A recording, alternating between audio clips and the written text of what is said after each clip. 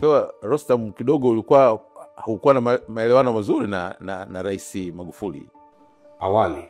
Aha. Unajua uchaguzi wa 2015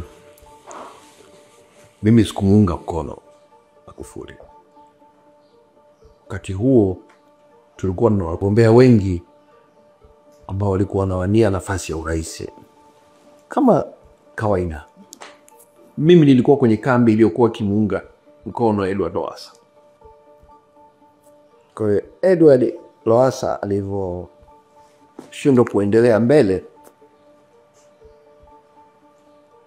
mimi nikaachana,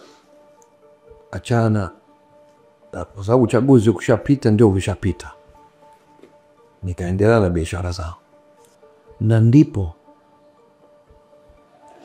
JPN tunamwita sisi. Ndio nafahamu. Akanipigia simu. Nilikuwa nje. Akanipigia simu akaniambia, Rostam uko hapa. Akanisalimia Kisukuma, tukasalimiana. Uko wapi? Nikamwambia niko Japan. Akasema rudi, nataka tuonane.